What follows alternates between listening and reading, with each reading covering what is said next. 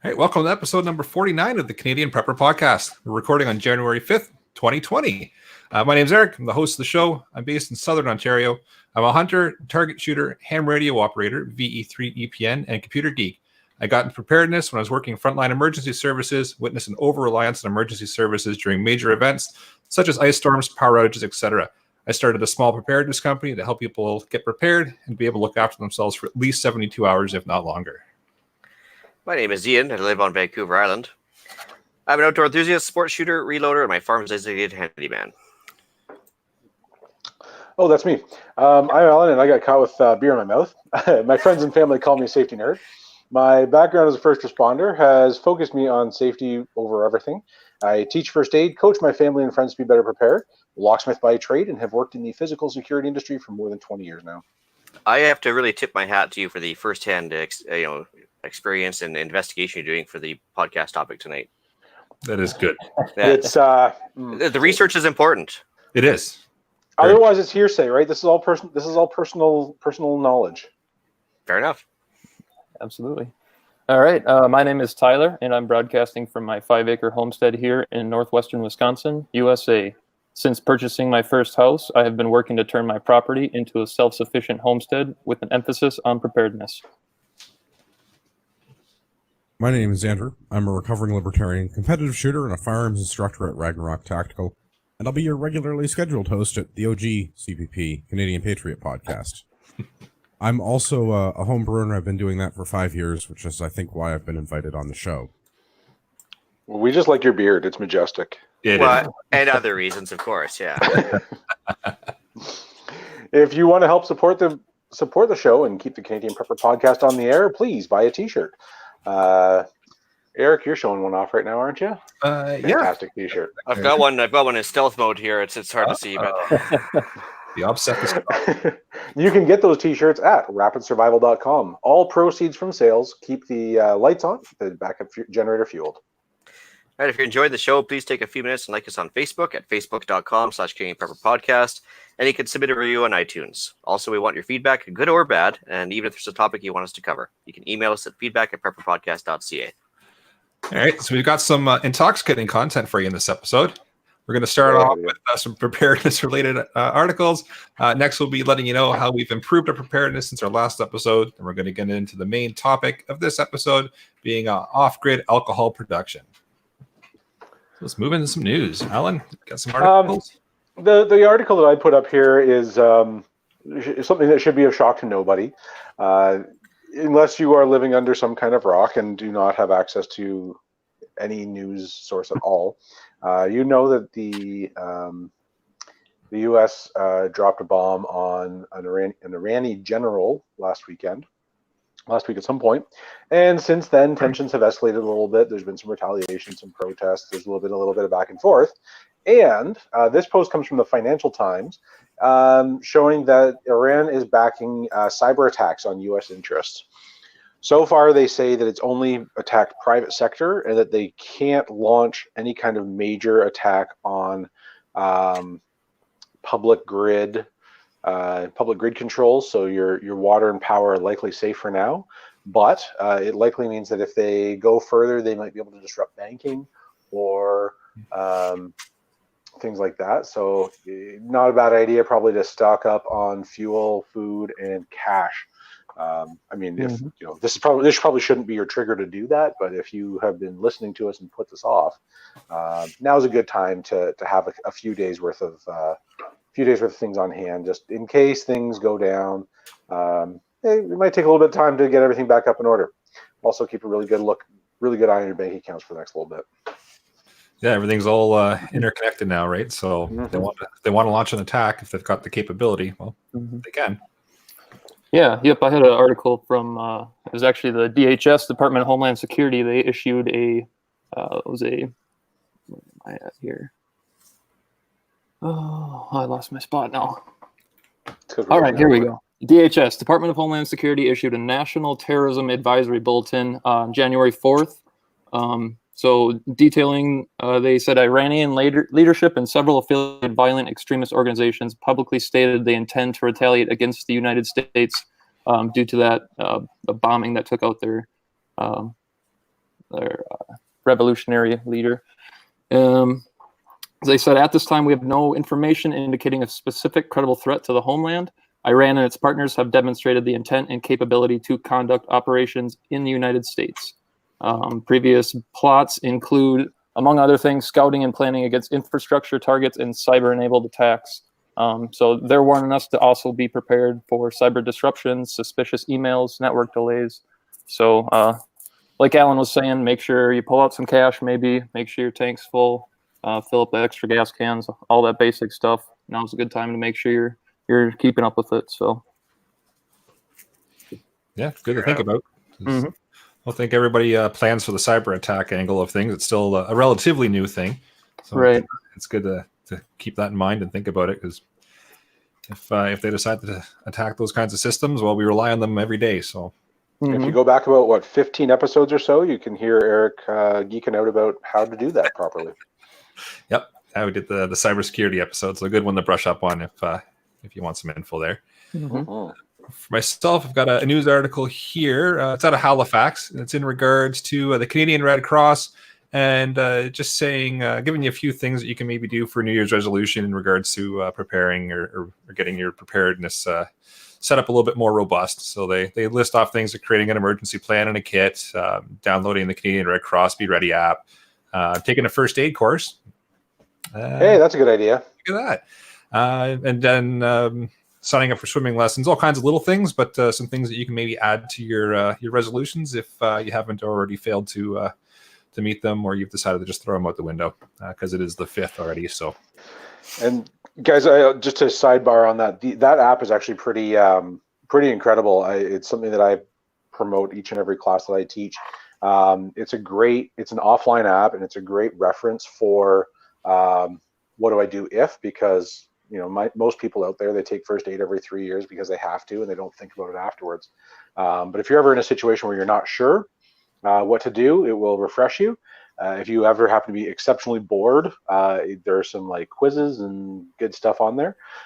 There's definitely some preparing for emergency information on there. It's pretty low level, but it's enough to keep you alive.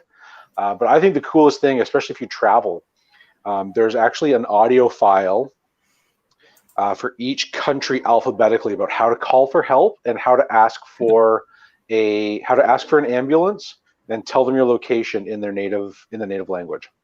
oh, neat. So if you happen to be traveling wherever you are in the world, you can look by alphabetically by country. What is the emergency number to get help, and how do you ask for an ambulance? Huh. So that's a pretty cool thing about that app, and it's totally free. And like I said, it's totally offline. So Hopefully the traveling prepper's listening to that one. there you go. That's the Be Ready app by Red Cross. Yep. I do have to kind of giggle how the Red Cross is recommending you take a first aid course. It's kind of like a tire salesman telling you need winter tires. So fun fact: the Red Cross doesn't actually teach first aid anymore. Oh, really? Oh, Yeah, it's all done through third parties. So the Red Cross actually is just, they're promoting it because because it makes life easier. But it's true. I mean, everybody should know first aid. And Yeah, I could rant for days about that. But yeah, Not that I disagree with it. I just kind of thought it was kind of funny. But Yeah. Swimming And lessons also- too. yeah. Never a bad idea to take swimming lessons. If you don't know how to swim by now, it's probably a Darwin thing at this point. But anyway, no collection. yeah. So I had a quick news article as well from the Washington Post that is about Venezuela once again. So President Maduro decided to take some semi-trucks and some blockades and block off a 6-lane highway because he didn't want international food aid coming into his country, because he says people aren't beggars. So even though he's people starving to death and eating zoo animals because they're out of food, he's refusing international aid. Huh. That's swell of them. Yeah, so like I said in the show notes there, nothing says dictatorship quite like allowing your people to starve just to preserve your own pride. Yep. I bet if you took a poll of the people, they would have a different tune. Yeah, they might actually want that food. I'm just thinking. Just maybe. All the more reason to stockpile your own food. Yep. Anyway, Yep. I didn't leave a spot for Andrew, but is there anything you want to throw in there? Oh, Andrew's muted. Oh, and I had a really witty retort too. No. All right, go. Nothing to contribute. That's why you're here. That's right. We need the dry humor. Come on now. Yeah. The biting sarcasm. Come on.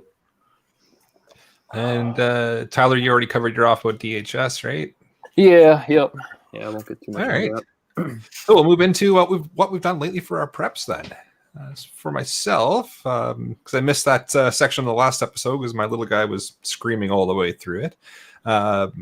I walked around the property prior to the ice storm that we were supposedly going to get here that turned into a little bit of freezing rain, but nothing crazy.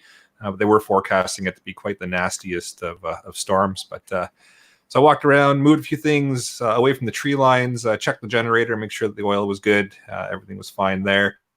Took down the wire antenna for the ham radio, just because a whole bunch of freezing rain on it would not be good. Didn't have to do a whole heck of a lot because I've already got my plan in place and everything was pretty much set up. Just a couple of little housekeeping things prior to. We sat down, ready to hunker down for a couple of days or a week if we had to, and it rained, froze a little bit, and then melted. So, yeah, well, it's all for naught, but it is what it is. And then started meal prepping. So it was a New Year's resolution that myself and my wife had. So we actually started today, and we've got a freezer full of at least 2 weeks of pre-made meals ready to go. And yeah, so no rush. That's another episode all into itself. Oh, it was quite the feat. It was a couple hours today of just packing stuff and getting stuff ready. And all we got to do now is throw it in the slow cooker or throw it in the Instapot, hit the button, and we've got dinner. So it makes life so much better. Meal prepping is the way to go. By the way, guys, if you don't prep your meals for the week, if you're one of those people that still like makes your lunch every morning, you're wasting a lot of time. It takes the same amount of effort to make one lunch as it does make 5 lunches. Yep. Work smarter, not harder. Well, it's cost savings aspect too, right? I mean, you're instead of like scrambling last minute for some fast food or going out or whatever because you just don't have time to make a proper meal. It's like nice to have it done ahead of time, right? Yep. Oh, that's where I was falling in, was just run out the door and whatever. I'll grab a burger or I'll grab a sub or I'll grab something quick. It's not good. It kills the pocketbook and, well, adds to the waistline, right? So. Yep. Well, as for myself, I just got home after the big stretch. It was the busiest season of the year for me, I guess, at work. So, yeah, it's gone for about 2 weeks straight. I just got back on the 2nd. So, yeah, in the meantime, I made a few deals on CGN. Bought and sold a few things. Had a bunch of those Canada Post delivery slips sitting in my mailbox, which was kind of nice. So ordered some more reloading components. I started working on another, it's like a tube shed where they basically have metal tubes and they put like a tarp over it, like those Canadian Tire things. But one of my local neighbors actually had a spare entire frame for me.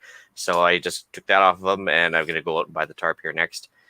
Did another little range hobo trip to the range to pick up some brass. I think I got must have been about 600-700 pieces of 308, 30-06, and 9. Wow. Thanks to the conservation officer service that was just there doing their target shooting. So that was kind of nice of them to leave me that. Yeah. So once again, I ran to one of our listeners, Richard, and his sister. So they said hi. Like I walked in the door, and I think it was the first time it's ever happened to me where somebody said, "Hey, it's Ian from Canadian Prepper Podcast."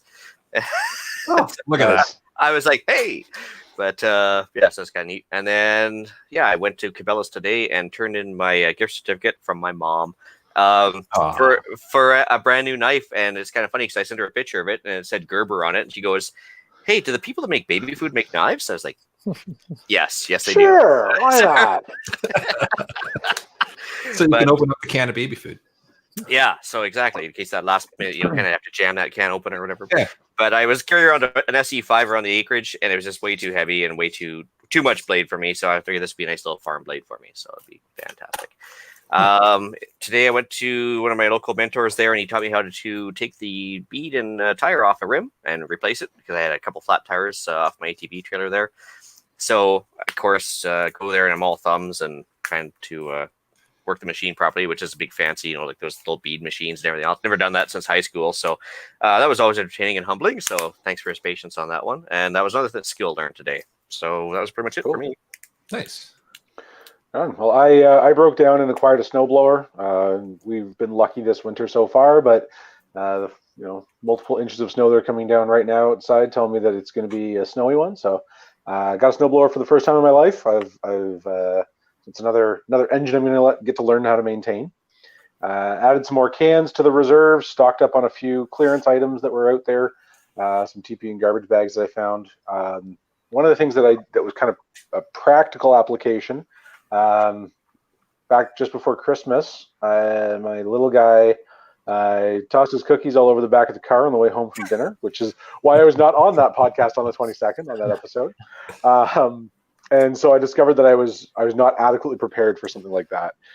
So I've added some garbage bags so that we can contain the soiled things, and some cleaning wipes that will not only clean my car but also double as personal cleaning wipes should the need arise.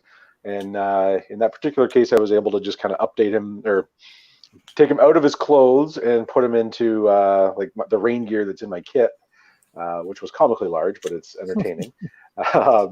But it certainly makes the car smell. So that's the real stuff that happens in life, and it's fun to plan for the zombies, but that's the stuff that actually happens. So that's how I updated my kit, and that's how I made myself a little bit better prepared for life.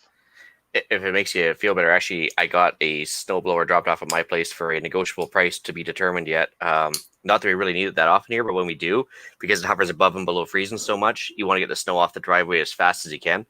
And the driveway is like 200 yards long, and it's hilly. So we thought we'd just buckle down and get one, just because it's other than you get ice over your driveway for the next 3 or 4 weeks during the winter. So it's hard to go uphill on ice. Mm-hmm. Yep. So it's also harder to stop going downhill on ice too. Oh, you better believe it. Anyway, that's all I had to say about that. All right. I spent the week with New Year's having confusing work schedules preparing for the zombie apocalypse. I feel may have been in poor taste at this point, but I have another 2,000 rounds of 5.56 ammunition that got loaded. Winter time is reloading time. And friend of mine, I guess, had it going on a business sale. He's changing all of his reloading components, so I bought a bunch of surplus material from him since he's changing his IPSC load. So I've got 6,000 more 9mm projectiles and 11 more pounds of tight group to add to my existing stockpile. I now have enough tight group to get me through several years of pistol competition. That's amazing. That's like 4 or 5 zombie apocalypses, yeah. Yep. Yeah, I think I have almost 30 pounds of pistol powder now. I might need to stop buying pistol powder. If my math is correct, that's about 1,750 rounds of 9mm for every pound of tight group, right? Somewhere around roundabout. Yeah, roundabout. So you're up about 25,000 rounds there, based on my math. Yeah. Plus what was already in inventory. So plus what was already there. Yeah. The reloading room is looking a little bit packed right now, but good problem to have. Yeah, it's certainly not upsetting to me to look at it and go, wow, I have enough ammunition here for a few years of shooting. There's nothing wrong with that. Nice. Yeah. Well, for me, I had the last 2.5 weeks off of work, so I tackled the basement renovation and finally finished that up today. I was able to get the gun safe moved back into the house thanks to help from a few friends this afternoon. We got a new freezer that we put down there for storing all of our meat. Set up some long-term food storage shelves. Got the hydroponic system kind of set up and going. So got that all wrapped up. Nice. Yeah. And then along with that, I also did a little maintenance on the truck this past week. Gave it an oil change, spark plugs, wires, distributor cap, new fuel injectors, throttle position sensor. But got all that done now, and unfortunately got to go back to work tomorrow. So back to reality. Hey, that's a lot of stuff. Mm-hmm. We've got a good tip here from Melissa in the live chat here in YouTube, just in regards to keeping dog waste bags in the car in case your daughter gets sick. That's a good call. Good option. I've also added some grocery bags kind of in the mesh pockets behind the front seats, so that they're within easy reach for that exact. Because Melissa's right, it's a good call and something that I wish I had done. Well, for the sake of a buck, you get about 300 or 400 bags. They're just insanely tightly packed, right? And little rolls there. Yep, that's great. It's a good tip. That's a good call. How about we move into the main topic of the show? Wait, guys, before we do that. Yeah. Let's do this right. That, my friends, is my second Guinness of the night. Very nice. Ooh. So might get a little rowdy down in the right-hand corner of the screen. It might. Officially marks Alan's off keto experience. Yeah. It's a beautiful thing watching that settle. Yep. Anyways, carry on. Oh yeah. Oh, that was a nice one. Yeah. So I guess for myself, I guess gonna start off with the why, and then we can get back to. I think we'll start off with Andrew there, but I don't know about you guys, but I kind of found out about the whole brewing your own stuff when I was actually living up in the high Arctic, because I was trying to offset my food costs and do some cost savings and less reliance type of thing. And I had a bread maker. So I went in the town I was living in, which is actually a dry town. There's actually dry towns in Canada, just like in some counties in the States. And so the town I was in was dry and no alcohol, which I didn't really clue in too much because I was always working. But then when I went to go try and make my own bread, I went to go buy some yeast. And it turns out they didn't have any in the store, and I couldn't figure out why.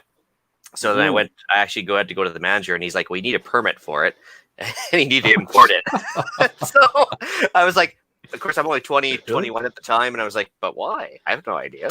Yeah. So anyways, for reasons, it turns out they can make their own booze pretty quickly with some good yeast. So yeah.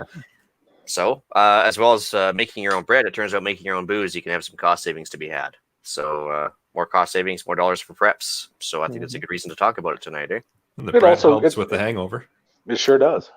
Yeah. But it also lets you experiment with things that are a little bit more off the beaten path. So it's one thing to be drinking Guinness, which I am right now. It's quite another thing to make your own that you can tweak to exactly what you want. Mm-hmm. Yeah. So as far as like the whys, we talked about the cost savings, but bad, in good times, but bad times, there's always the morale boost aspect.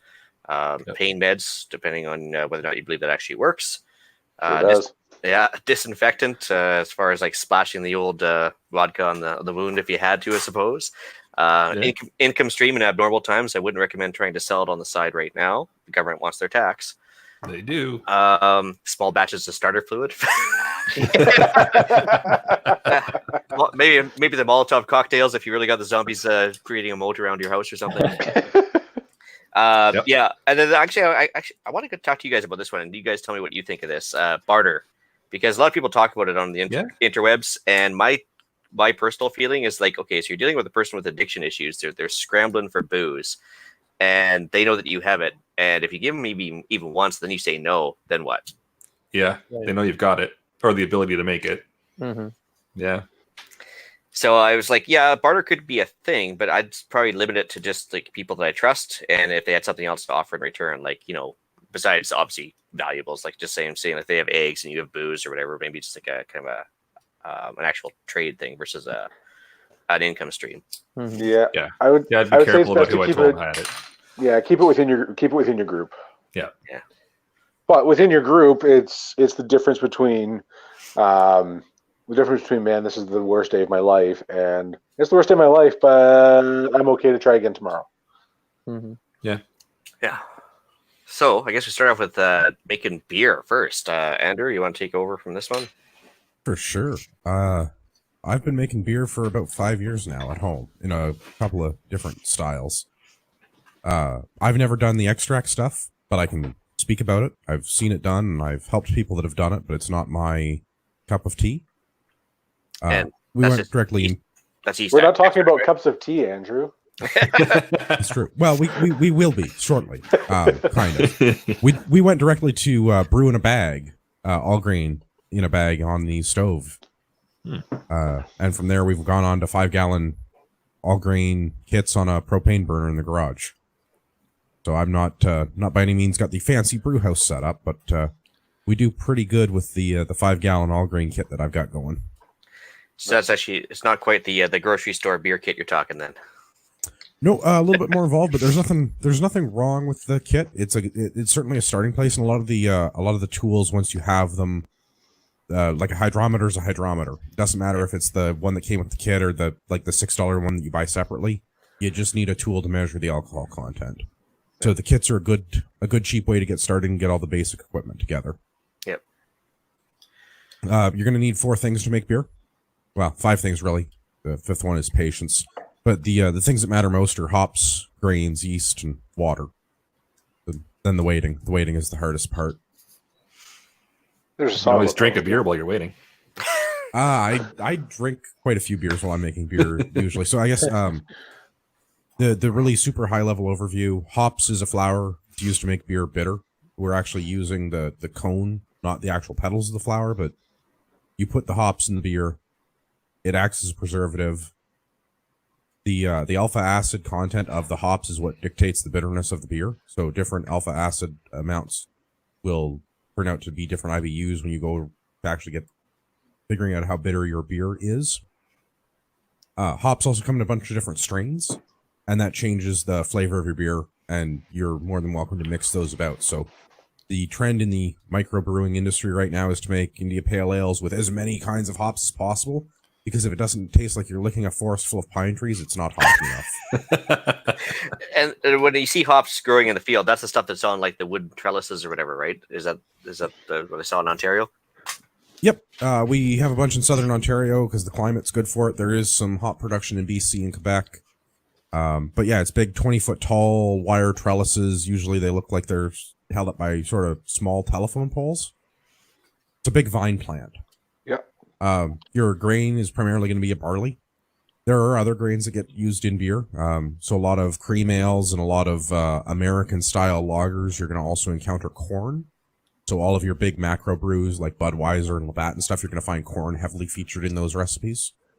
You might find other specialty grains, oats or other kinds of maltings. Malting is a process where the dried and sprouted grain is cooked is not really the right word, but you put it in an oven and you heat it. It's very similar to cooking. So you'll get very light or very dark malted grains as a result. And the different grains, again, contributing to the different flavor profiles, and you can mix and match those to your heart's content. The grain is primarily what you're using to extract the sugar that eventually makes the alcohol that makes the beer so very delicious. Beer. Yeast, of course, like Ian mentioned. I don't know if I'd use your bread yeast, but yeast will eventually turn sugar into alcohol and also CO2. Yeast is just a simple single-celled fungus. There's a bunch of different strains. You can grow it yourself. You can find it naturally. You can get it from laboratories in either a liquid or a dry form. You can get it in the baking aisle of your supermarket, but I wouldn't strongly suggest using that for making beer. You're going to get a lot of off flavors. But you can mix and match, and the type of yeast will determine the type of beer that you get as a result. Oh, no doubt. Like when I was in the high Arctic there, you could tell the guys that either couldn't quite wait for the 28 days to happen or just decided to like leave it unfiltered, but it smelled like boozy bread when they were talking to you. So yep. I wouldn't say it was probably the best tasting stuff, but it did the trick. So that's all. I mean, that's all you need. You got to convert the sugar into alcohol, and CO2 is a byproduct that comes off of that. Yeah. And then the other thing that's super important to this is beer is like 96% water. So you need water. Yep. So do you do anything special to your water before you start off on this? I don't. I happen to live in hard water country, so I'm actually very lucky for my beer water. The tap water here is really good. The only thing that I do is the same with all of our water that I drink. It gets filtered through the Berkey first, and we have the chlorine and whatever the other filter is on it to take out all the stuff that they put in the water that makes the frickin' frogs gay. Fun fact, Labatt only brews blue in London because of the water. Yep. They refuse to brew it anywhere else because of the water. Yep. Well, and strangely enough, I think Guinness, they actually pull out of the same river in Ireland, but the thing is, I don't know if they... It's in the middle of the city now. I don't know how fresh it would be. They'd have to filter the living daylights of it, I would think. But yep. I imagine it would have to get filtered, but the water, the content of the water is primarily concerned about the mineraliness of the water, the minerality of the water, whether or not you have hard water or not. And some municipalities, the other additives they put in, like chlorine will give beer an off taste, so you want to try and strip that out if you can. It tastes like a swimming pool. You want moderately hard water and reasonably low to moderate alkalinity if you're measuring the pH of the water. And there's a bunch of stuff you can do with that to change the pH level of your water, just like maintaining your swimming pool, you can maintain your beer water. But I happen to live in southern Ontario, and I happen to have relatively hard water, so I don't do anything except filter all the stuff that makes the frickin' frogs gay. Probably a good thing to do. No one wants atrazine. No. So there's going to be two types of home brewing when you get started. You can do either extract or you can do all grain. I would strongly recommend either way you start with a kit, because the kit is probably going to have all of the components except the water that you need in the quantities that you need them in, because it's making beer is basically just following recipes. If you can cook, if you can bake, you can probably make beer as long as you're patient. The extract kits are super simple. Heat water up, put the either liquid or dry extract in the water and mix, and then carry on with the brewing. If you're doing all grain, you have to mash. You have to extract the sugars from the grain and then separate the grain from the wort, the hot sugary water that you've just made that's also full of spent grain. So whether you're doing the extract or whether you're doing all grain, the process is basically the same. Get the grains ready. If they're not already milled, you have to mill them, and by milling I mean you have to crush them. The malted grain on its own is not good enough to start with. You have to crush it, otherwise you can't extract the enzymes out of the grain. Most homebrewery supplies will either sell you already crushed grain or have a crusher that you can use crush your grain when you purchase it, and you should use the grain reasonably fast. Yeah, I wouldn't think you want to have like the freshly crushed stuff so the enzymes wouldn't degrade or deteriorate at all. Depends on storage in a large way, but yes, generally, once you crush the grains, you want to use them as soon as you can before they start to deteriorate. Then you're going to mash, so you're going to get hot water. You're going to bring it up to a certain temperature. You have to do some math and figure out what your strike water temperature is. It's probably something in the neighborhood of like 170 degrees Fahrenheit. And you're going to throw all of your grain in that, whether it's actual grain or whether it's your extract. And that's going to drop your water temperature, and then you're going to leave it be for an hour. And this is mashing. And you're extracting the enzymes, the sugars from the grain or from the extract. And you end up with wort. This is a hot, sticky, sweet liquid. It smells like beer, but it doesn't quite taste like beer. I take it you've tried. Yeah, I regularly drink the wort just to check flavor profiles and things. Sure. As the grain dictates a big part of the color and flavor of the beer. And then you're going to go into lautering. Lautering is the process of separating the spent grain, the grain that you've mashed, from the wort.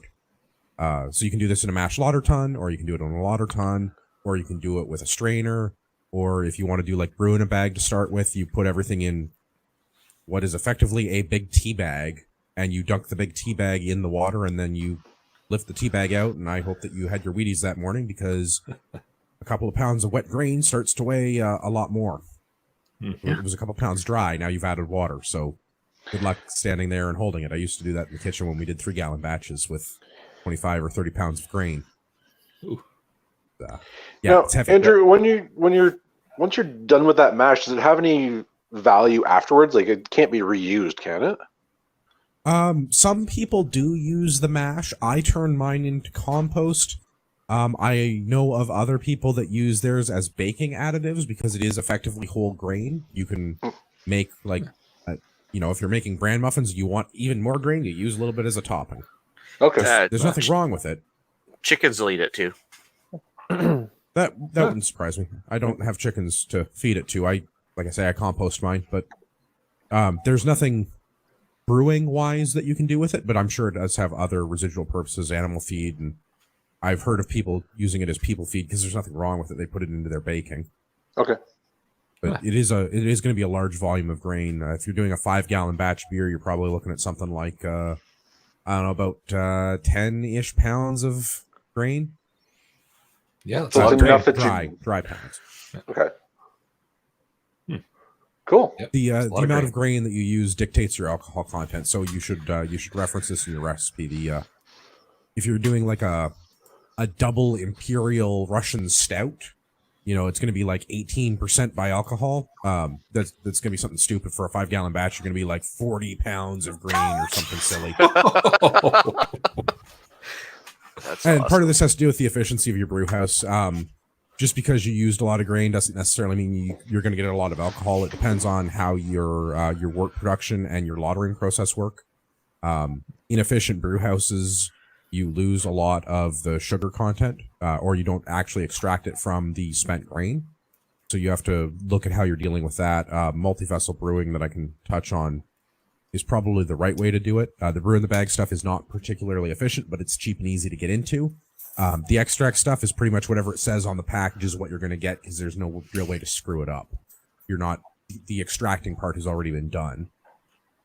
So once you've lathered it, you've separated the wort from the spent grain, you now have to boil it. So set the burner to high, come back in 1 hour.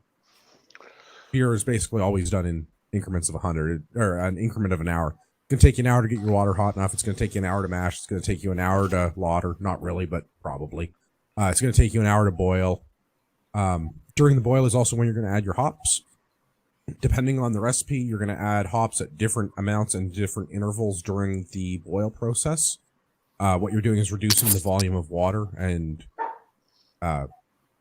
getting the beer ready. You're making all the sugar available for when you pitch the yeast, which is the next thing that comes up with your right before you pitch the yeast. The last thing with the boil is going to be whatever you're doing with your hops. You might do some for flavor, some for color, some for aroma.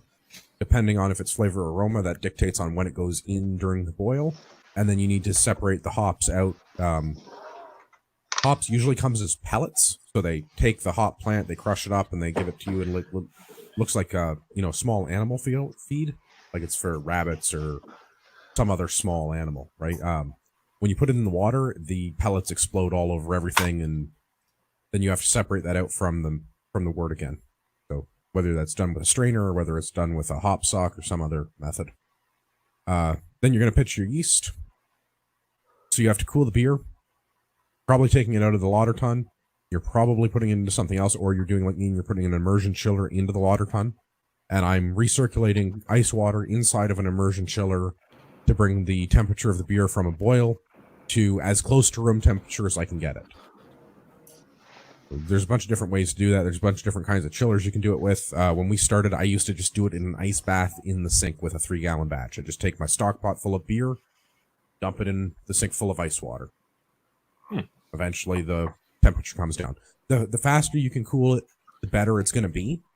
But again, it's going to take some time. If you're dealing with a large volume of water, you have to wait. Once you get as close to room temperature as you can, you pitch the yeast. That's the technical term for opening the bag and dumping it in the pot. You don't throw it from across the room or anything? I would not. There's a couple different kinds of yeast. If you're doing dry yeast, you can do a starter the same way as you do a starter for like sourdough bread. Yeah. If you do a starter, you have to keep feeding the yeast, and you can keep it alive indefinitely. This is a thing. If you do liquid yeast, you have to store it in the fridge. If you do dry yeast, you can store it. It's shelf stable at room temperature for quite a long time, months to years. I was going to ask you about that because, I mean, from a preparedness perspective, if you're not able to get yeast, if you had your own starter like a sourdough, that'd be interesting, like a steady supply, which could also be something you could sell to somebody too. Yeah, it would be. And I got a bunch of stuff we can talk about with yeast because you can acquire it naturally. If you already have beer, you actually have enough yeast to make more yeast with and more beer. There's a way to extract so the beer that you're finishing drinking when you start making the next batch. There's a way to reactivate the yeast and get more from the old beer because it's not gone. It's just very dormant, and there's very little of it. But there's a way to bring it back to life and get it to breed. Interesting. So yeah, pitch your yeast, put it in the fermentation vessel, whatever that is, if it's a carboy or another pod or some other thing, and you want to put an airlock on this to keep natural yeasts out of it. So it's a one-way valve that we talked about earlier. Yeast makes sugar into alcohol and CO2. CO2 needs to escape the vessel, otherwise it will explode. That's bad.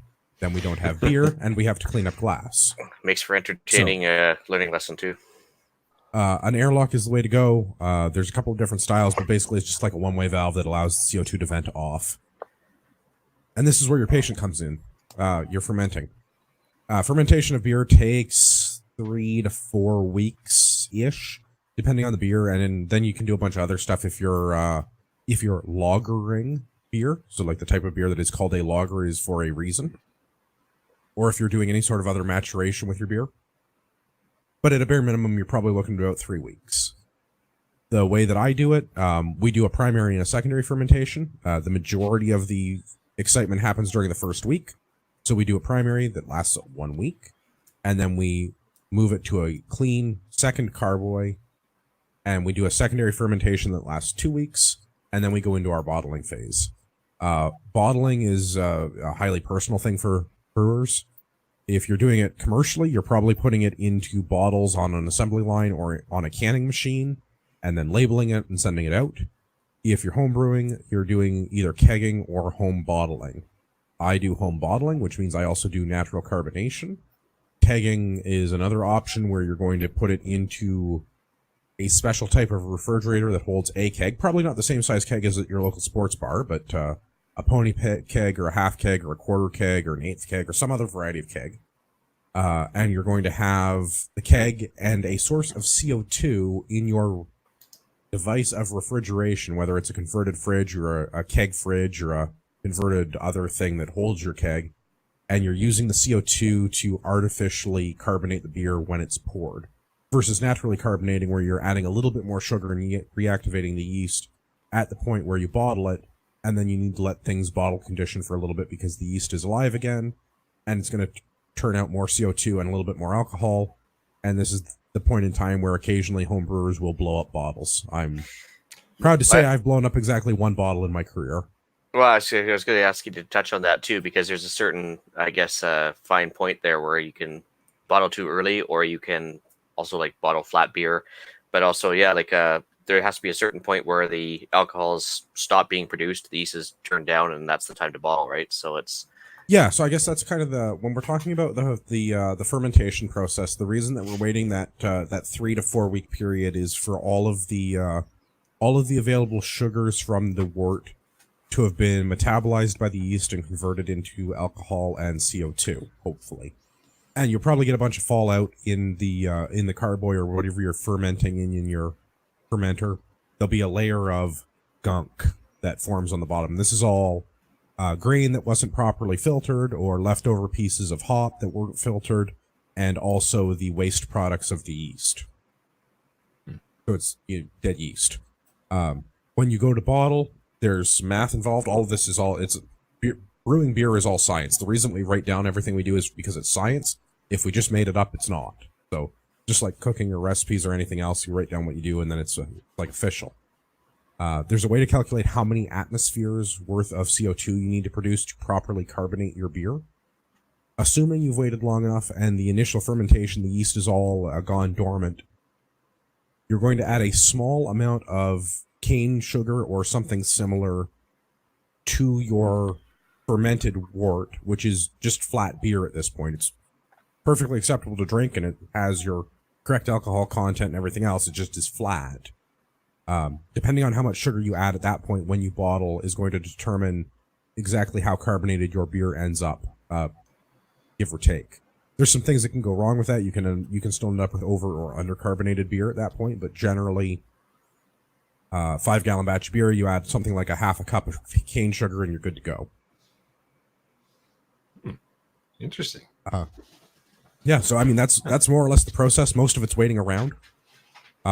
Obviously there's a bunch of other stuff involved in this. Cleanliness is next to godliness because you are doing science, so everything needs to be disinfected, and there are tools and utilities that you can use to do that with. We use acids to clean all of our brewing equipment with, so everything gets cleaned, washed, sanitized.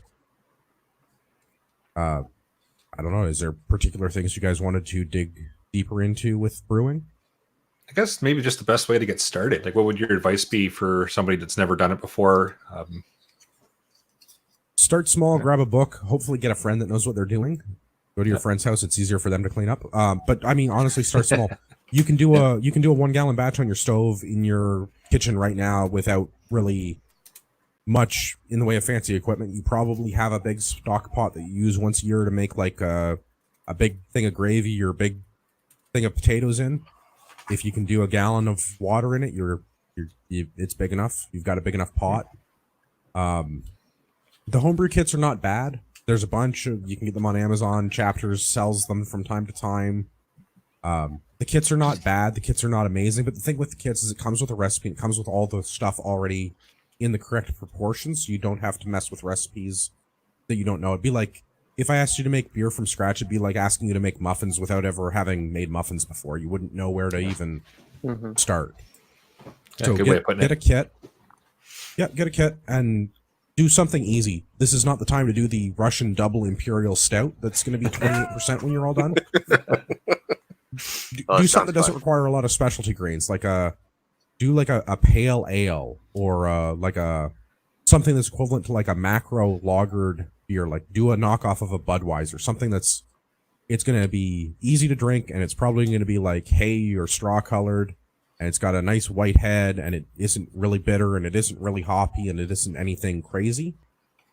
Because the worst thing is to jump into this and be like, I'm going to add 8 kinds of hops, and it just tastes like licking a pine tree. You don't know what you're drinking anymore. So something small and simple to start with. You probably know what you like to drink better than I could suggest, so brew something in the style that you like drinking. If you like Belgian-style Trappist ales, do one of those, but they're not going to be super straightforward. If you're like a Alexander Keith's kind of a guy, do one of those. Super easy. There's not much to it. It's an IPA. If you can do the little kits, the little 1-gallon kits, they probably have everything in them you need. The other thing is to move up to a bigger system like a brew in the bag, which again you can do in your kitchen. You do a 1 to 3 gallon batch. Cleanup's pretty easy. You don't need a lot beyond what you already have. You're going to need a carboy. You're going to need a thermometer. Get one of the little starter kits. Online is probably the best place to go. Your local, depending on where you live, they likely have a you brew, make your own wine here, brewery supply kind of a store. They're not super common, but I mean, every moderate to large size town in Ontario is likely to have one. If they have the kits, go there, see what they recommend, see what they've been successful with. Even better if they've got a place where you can go and do a class kind of a thing, where if you show up, you use their equipment, you come back in a month, you bottle your beer, you go home and you drink it. Because it's all on them that way. Very low investment. Oh, it's even huge around here. Like I'm in an unincorporated town, and in the local town square, for lack of a better term, they even have like a U-brew place. So it's pretty easy to find the yeast and all the other supplies you need, like the carboys, which are the giant oversized vats with the little bottleneck top. You can put your airlocks on. Supplies are pretty easy to find. Also, garage sales. I was going to mention on that. A lot of garage sales in Kijiji. Yeah, we bought a bunch of stuff from people that used to make wine and don't anymore. Just because like the glass carboys are expensive to buy, but somebody that's getting out of making wine will have a boatload of them. Oh yeah, and those wine corkers. Yeah, you'll spend like $80 on a wine corker new, but you can get one off Kijiji for $15 or something like that. So like that's some big equipment if you're going to build hard alcohol or wine or anything else too, right? Yeah, and most of this stuff is applicable across the board. Like the carboy is going to work just as good for wine as it does for beer as it does for mead. The thermometer is the same across the board. You're going to need a thermometer to check your water temperatures. It doesn't really matter what you're putting in your water. Your hydrometer is going to tell you how much alcohol is supposed to end up in this when it's all said and done, regardless of whether you're making beer or wine or spirits or mead. It's all, the tools are pretty well universal across the board. My big discouragement is don't go out and buy like the industrial 10-gallon 4-vessel sculpture that comes on a pallet with the robot and the Android controller that does it all for. It's like $10,000 later and you've made a batch of beer. Yeah, Pretty expensive beer. Not exactly EMP proof either. So no, I would start with something small like that. Get a kit and try it and see if it's up your alley. It's the same thing as like starting out baking. Go and get the thing where you have to add water and eggs and maybe milk, and then see if it's a thing that you can live with before you start going into making all the flour from scratch. Good Can point. you use the same techniques to make anything else? yeah, actually, I was going I to know you touch on talked that. about like wine and mead and beer and liquor, but like can this be applied to? Well, it's basically the same thing. Go ahead, Andrew, if you want. Yeah, no, I mean, making alcohol is really like employing yeast. You take sugar in some sort of a wet environment and you turn it into something you can drink that's full of alcohol. And yeast is the trick to that. Mead is the thing that's closest to beer. The brewing process is almost identical. The only difference is you're not doing a mash. You're just adding honey to hot water. The rest of the process is basically the same. I think mead is actually the one thing I've tried personally and failed miserably at because I didn't know what I was doing. But I guess with mead, because the honey is so naturally antibiotic, it has a problem with yeast.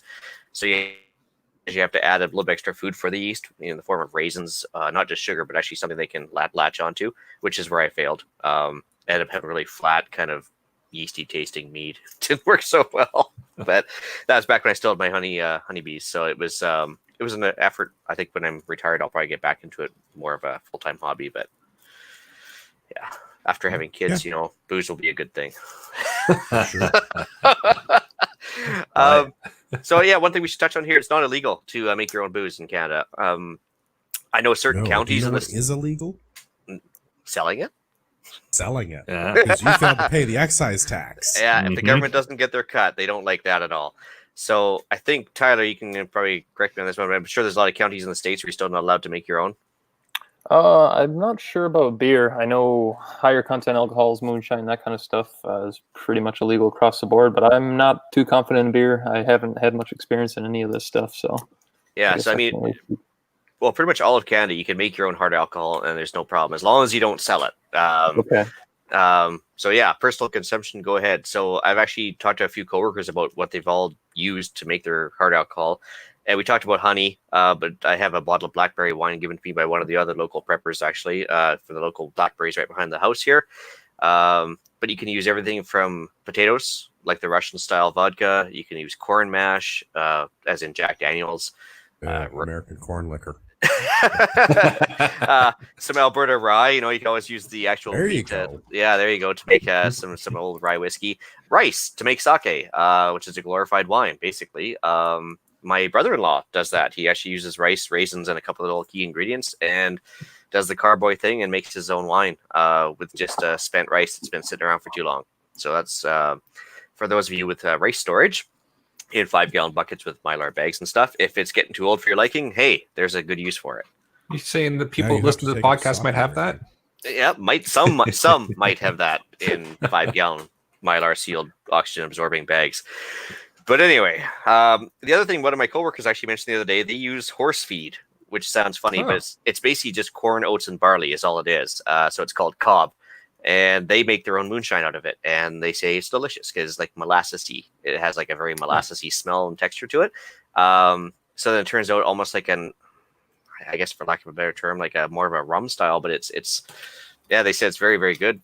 They told me I'd be free to have some if I ever got to their place over in Vancouver, but I haven't yet. So, but yeah, so all of them basically, like Andrew said, require some sort of sugar, yeast, and thyme. Rice and mead, I just said, you need something else to feed on, like raisins, which would be a good thing. For mead, I would strongly recommend making a type of mead that is not mead. Make it honey and something. Yeah. So if you do, it's got a proper name. I want to say it's Sizer, but I don't think that's maybe the right word for it. But put something else in. So like do a peach mead or do a strawberry mead or basically put any other kind of fruit in with the honey. Yeah, because pears and apples, for example, on the skin, as long as you don't wash the skin and it's not covered with pesticide, it actually has naturally curing yeast. That it's called a bloom, just like even chicken eggs have a bloom on them.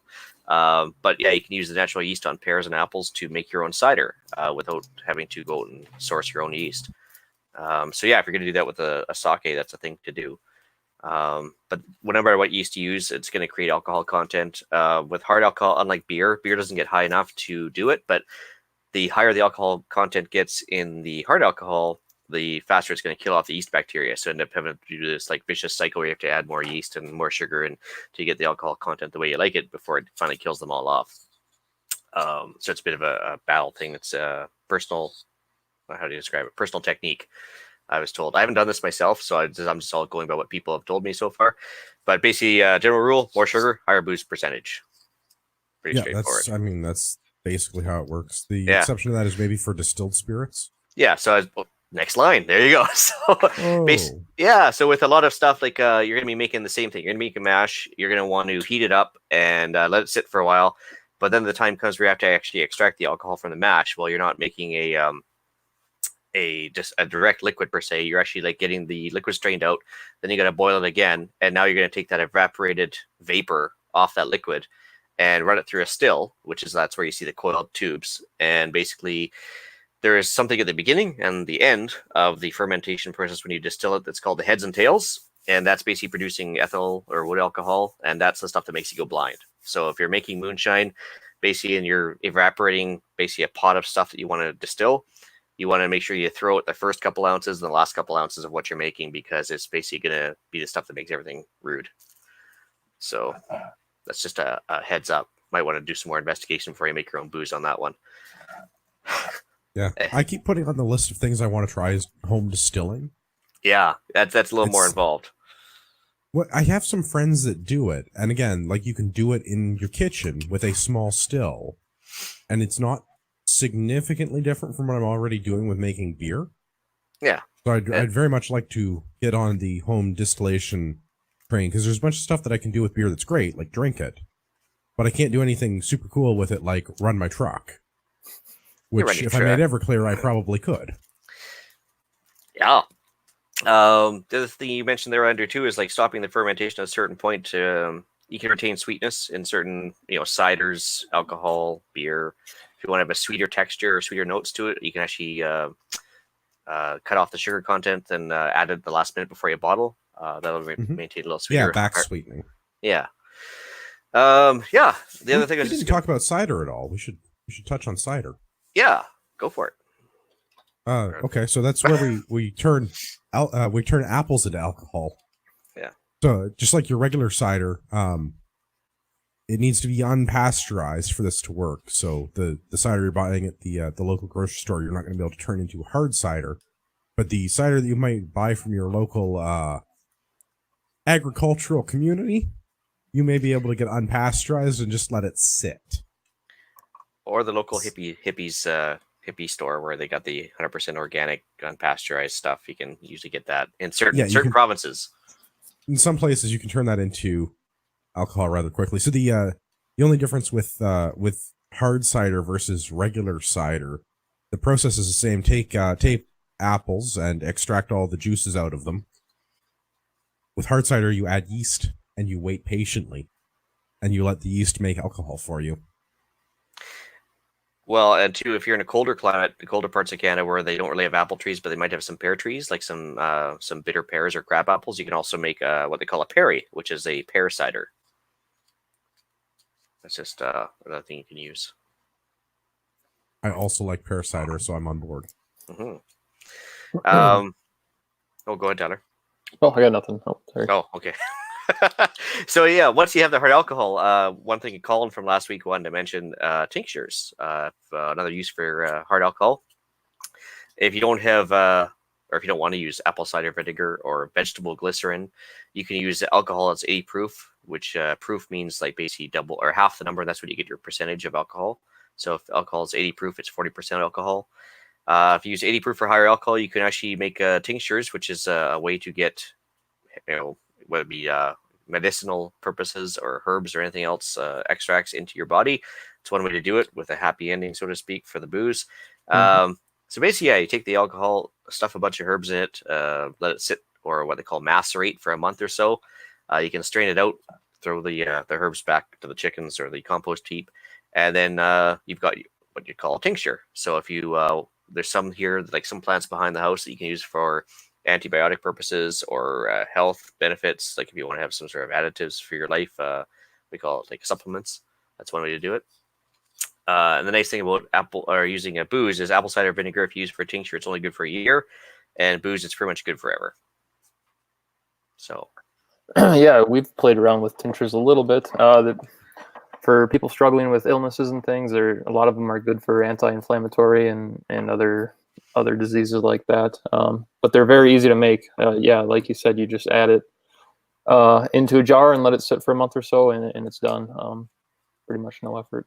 Yeah, I think Colin was mentioning that he's got a CBD oil tincture he's been working on. So he said he's going to put a video together and actually post it up on the page for us. So that'd be awesome. Neat to watch.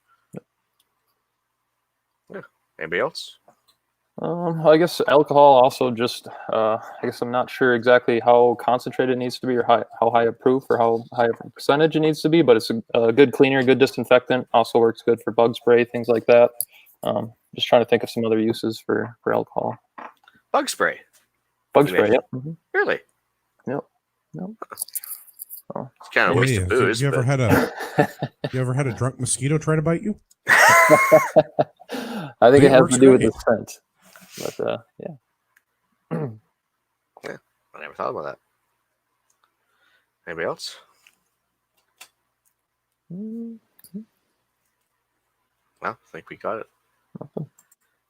Eric, you still Unless there? you want to get super autistic about a particular function of brewing. Well, we can just leave it open to questions later on, and then we can always come back to it too. 'Cause that's one of those things where you go down a rabbit hole and spend 3 or 4 hours. But we managed to kill an hour talking about it already. So. I guess the last thing I had questions on with the beer making is: do you need to refrigerate that after you're done, or? And as far as going through the process, it doesn't seem like there's really anything that requires electricity besides maybe boiling water. But obviously, a fire would do that. Yeah, so I mean, your boil, definitely. I would strongly recommend you do it on propane or liquid natural gas because that's going to be a much better BTU output than electrical.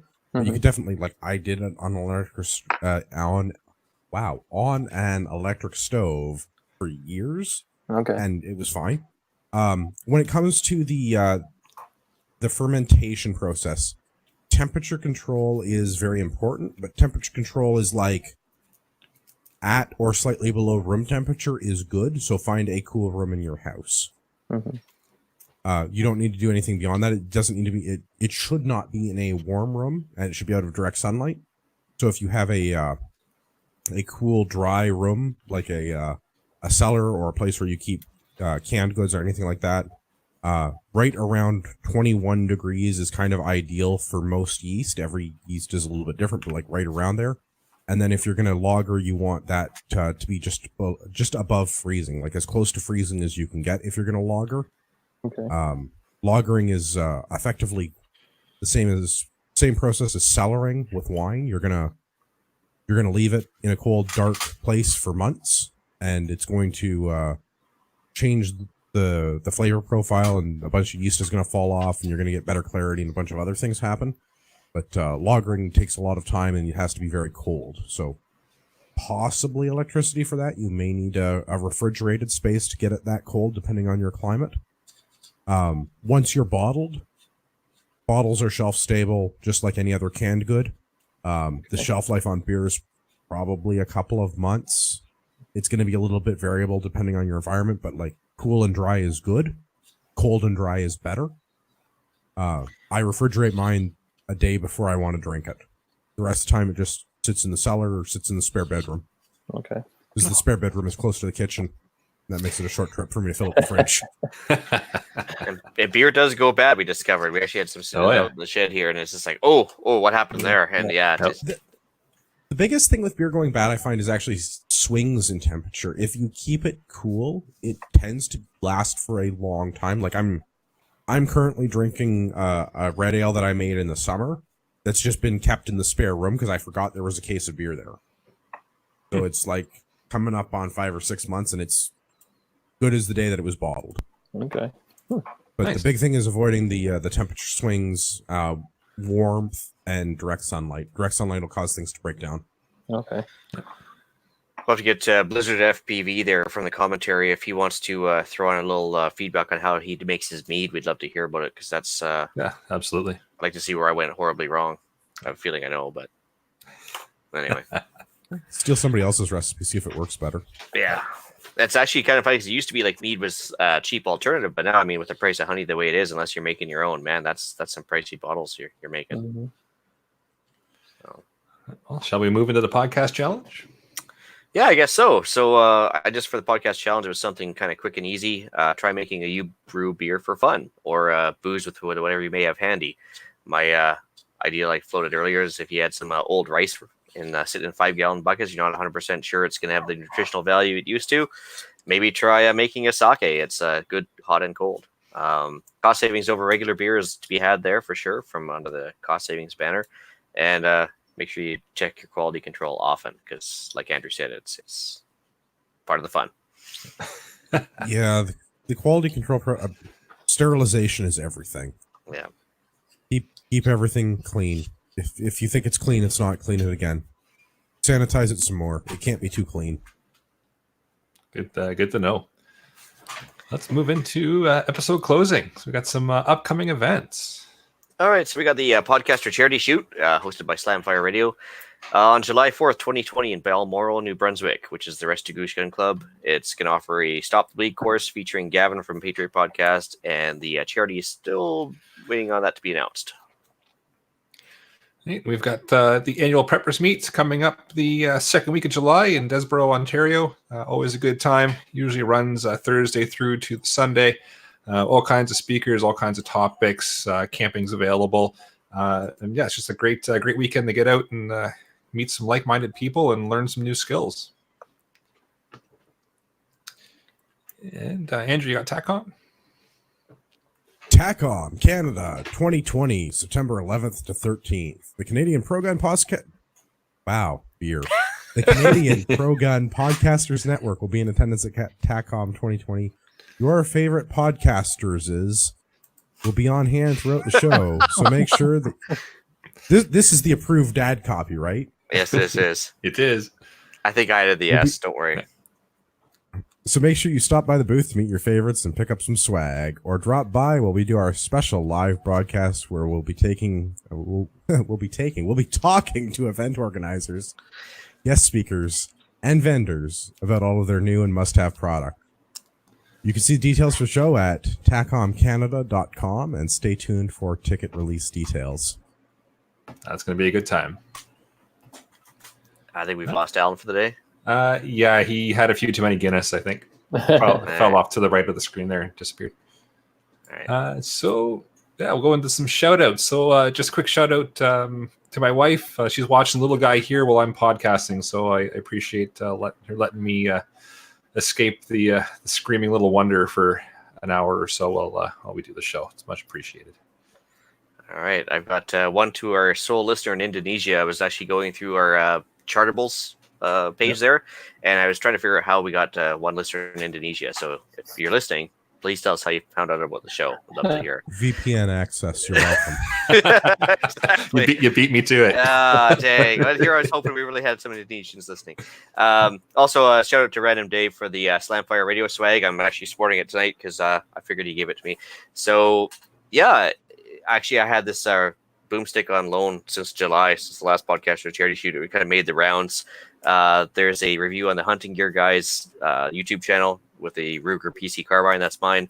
And Random Dave got it to swing it, and a few other guys, and finally made my way back to me. So, yeah, included was a bunch of swag. So it was kind of nice to see. Nice. All right. So we've got one email here. It comes into us from Chris A. It says, hey, folks, my name's Chris A. I really enjoyed the show. I just wanted to add a tip for my car kit. I have what I guess you would call a bug-out bag always in my vehicle, but the one thing I do differently is that I carry a second bag, kind of like an EDC bag, but bigger. In that, I carry the extra clothes I need for the weather. So the winter, I carry a cold winter kit, so water, snacks, coat, gloves. The coat is a shell as I dress in layers. And summer, I carry my summer kit, so extra water and snacks. I always carry my first aid kit with a tourniquet and flashlight and bright orange vest, not reflective, but packs away easy. Another thing I do is in my house, I use a glow-in-the-dark tape along the stairs and the doors. It works for when the lights go out. And for nice, so I don't stub my toes or kick the fan in the room anymore like I used to. Always figured I would share those quick. Anyways, I figured I would share those quick tips for anyone interested.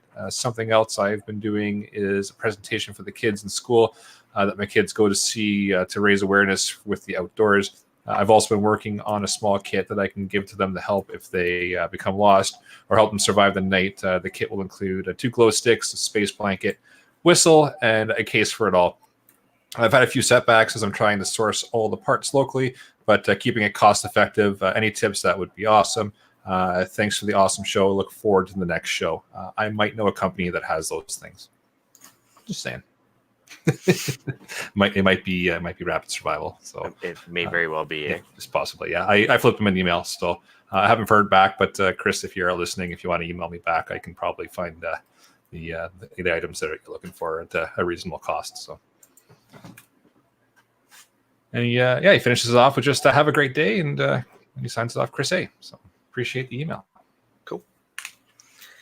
I guess that's pretty much it. And yeah, I'm just going to pull up the reviews and see what we've got. You would think I would get this prepared ahead of time. So we are, right now, we're at 39 5 stars. We've got 4 3 stars, we're 2 3 stars. And we still got the one little guy at 1 star, but that's all right. Nothing wrong with having 1 star. And yeah, nothing new written wise, review wise on iTunes. So, and with that, I'll bring episode number 49 of the Canadian Prepper Podcast to an end. You can find the podcast on iTunes, Podbean, Spotify, or your favorite podcast app. Please help us out. Take a few minutes and submit a review. It helps other people find us. You can also find us at prepperpodcast.ca and, of course, on Facebook.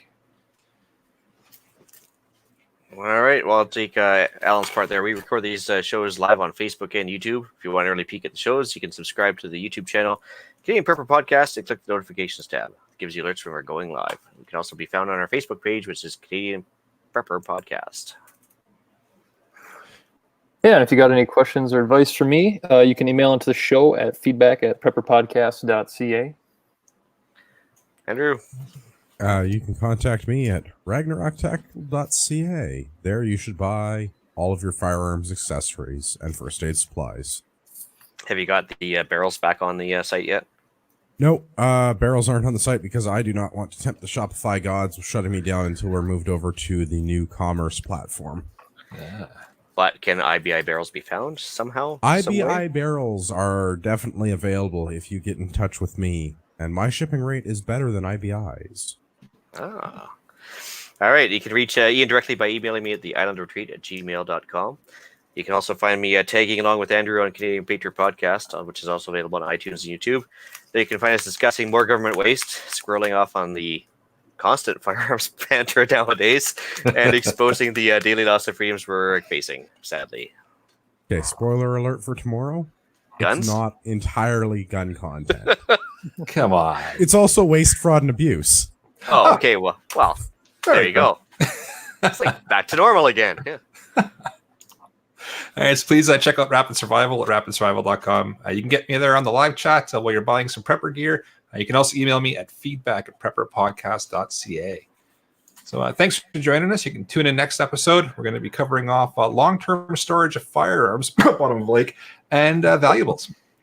So until next time, be prepared, stay safe, and keep learning.